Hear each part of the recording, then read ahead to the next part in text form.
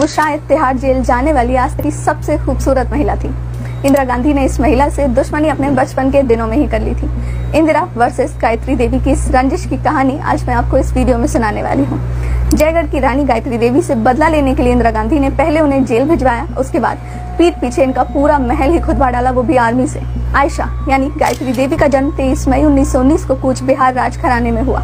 उनकी मां इंदिरा राजे खुद बड़ौदा की राजकुमारी हुआ करती थी। साल 1940 में आयशा का विवाह हुआ जयपुर के राजा सवाई मानसिंह से और वो बन गई महारानी गायत्री देवी। 1947 में देश आजाद तो हो चला था, मगर अभी भी देश में राजाओं का शासन कहीं कहीं रह गया था, जो देश की राजनीति का हिस्सा बन चले थे। इसी कारण सरकार और राजशाही परिवारों में कभी बहुत अच्छी दोस्ती रही तो कभी इस तरह दुश्मनी की जिसकी कल्पना भी नहीं की जा सकती। हालांकि इंदिरा गांधी और गायत्री देवी की दुश्मनी बचपन से ही चली आ रही थी, क्योंकि दोनों ने अपनी स्कूलिंग एक ही स्कूल से की थी, रविंद्रनाथ टैगोर के शांति निकेतन से। इंदिरा को गायत्री की खूबसूरती और नॉलेज से हमेशा ही जलन रही थी। जाने माने लेखक खुशवंत सिंह लिखते हैं कि इंदिरा हमेशा से ही self obsessed, self infatuated type की महिला थी। कहने का मतलब था कि उन्हें अपने आसपास उनसे खूबसूरत और चालाक महिला की प्रेजेंस मंजूर नहीं होती थी। ऐसे में शाही घराने की एक महारानी को अपने पास देख इंदिरा गांधी की विमेन ईगो हिल जाया करती थी। यही वजह है कि इंदिरा गांधी ने एक बार पार्लियामेंट में गायत्री देवी को सभी के सामने गाली दे दी थी, साथ ही उन्हें कांच की गुड़िया तक कह डाला था। तो वहीं दूसरी ओर गायत्री देवी इतनी ज्यादा खूबसूरत थी कि अमेरिका की मैगजीन प्रोवोग उनकी तस्वीरें फ्रंट पेज पर छाप रहा था।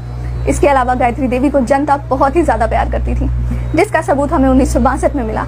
उन्होंने स्वतंत्र पार्टी से मिले हुए टिकट के जरिए लोकसभा चुनाव में डेब्यू कर दिया। उन्होंने जयपुर से पहला चुनाव रिकॉर्ड वोट से जीता। उन्हें 2,46,000 वोट्स में से 1,93,000 वोट्स मिले। उनका नाम सर्वाधिक वोट्स के लिए विश्व रिकॉर्ड के तौर पर गिनीज बुक में दर्ज किया गया।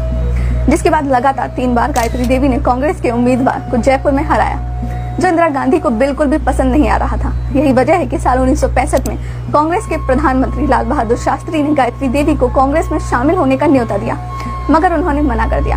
गायत्री देवी की एक कहानी और बहुत ज्यादा फेमस है। कहा जाता है कि 1962 में पार्लियामेंट सेशन के दौरान नेहरू भारत चाइना विवाद पर संसद में बोल रहे थे। तभी एक महिला ने उन्हें टोकते हुए कहा था कि आप तो चुप करिए, अगर आपको हमारे देश का थोड़ा सा भी ज्ञान होता तो चाइना हम पर दबाव नहीं बना पाता। यह आवाज थी विपक्ष में बैठी गायत्री देवी की, जिसके बाद नेहरू ने कहा था कि शट अप, मुझे औरतों के मुंह नहीं लगना है। इसके बाद साल 1975 लोकतांत्रिक भारत के इतिहास का सबसे काला साल। इंदिरा गांधी ने पूरे देश में इमरजेंसी लगवा दी। इंदिरा ने इसके बाद अपने दुश्मनों से चुन चुन कर बदला लिया। जो भी इस दौरान उनके खिलाफ बोलता वो उसे उठाकर जेल में भिजवा देती।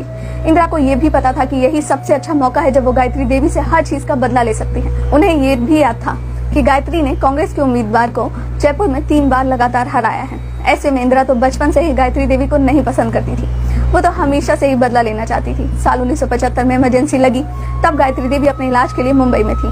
किसी ने गायत्री देवी को इंदिरा का सारा प्लान बता दिया। गायत्री देवी भी राजघराने से आती थी, इसीलिए वो घबराई नहीं बल्कि पहुंच गई दिल्ली। मगर जैसे ही उन्होंने दिल्ली के पार्लियामेंट में पैर रखा, वो हैरान रह गई, क्योंकि विपक्ष में कोई नेता मौजूद ही नहीं था। इंदिरा ने सारे विपक्ष को ही जेल में भिजवा दिया था। जिसके बाद वो अपने दिल्ली के घर में वापस पहुंची। वहाँ कुछ ही देर में इनकम टैक्स ऑफिसर्स आते हैं और उन्हें बताते हैं कि आप पर कॉफेपोसा एक्ट लगा है। ये एक्ट फॉरेन एक्सचेंज और स्मगलिंग से जुड़ा हुआ होता है। इसके तहत आपको गिरफ्तार किया जाता है, यानी अघोषित संपत्ति रखने और उसे छिपाने के इल्जाम में गायत्री देवी अब गिरफ्तार हो चुकी थी। जयपुर की महारानी को अब तिहाड़ जेल में फिकवा दिया गया। उस वक्त तिहाड़ जेल का माहौल काफी ज्यादा गंदा था। अपने एक इंटरव्यू में गायत्री देवी ने बताया था कि वहाँ हर तरफ वेश्याएं थी। वो हर वक्त ऐसे बातें करती थी मानो गाली देने का कंपटीशन चल रहा हो। जेल में कुछ दिन गुजारने के बाद ही गायत्री देवी को माउथ अल्सर हो गया, मगर इंदिरा गांधी ने उन्हें इलाज नहीं करवाने दिया। गायत्री देवी को पथरी भी थी, उसका इलाज भी उन तक नहीं पहुंचाया गया। 6 महीने में उनकी हालत बहुत खराब हो गई। तब पैरोल पर बहुत सारी शर्तों के बाद गायत्री देवी को रिहा किया गया।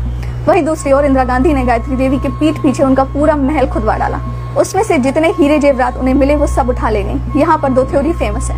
पहली ये कि इंदिरा गांधी ने 7 ट्रक सोना गायत्री देवी के महल से लूटा था। ये ट्रक सीधे दिल्ली पहुंचाए गए।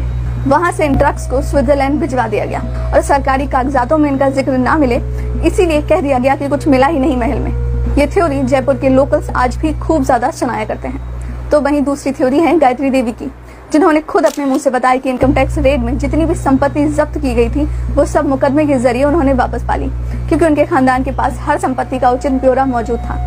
हालांकि लोग कहते हैं कि ऐसा गायत्री देवी ने किसी के दबाव में आकर बोला था, क्योंकि अचानक से गायत्री देवी ने राजनीति से भी संन्यास की घोषणा कर दी थी। बाद में अपने एक इंटरव्यू के दौरान उन्होंने कहा था कि मैं ऐसे देश की राजनीति पर विश्वास नहीं करती जहाँ की मालकिन एक तानाशाह हो जो अपने से काबिल महिलाओं से डरती है। ये मेरी गलतफहमी थी कि मैं बिना राजनीति में आए लोगों की मदद नहीं कर सकती हूँ।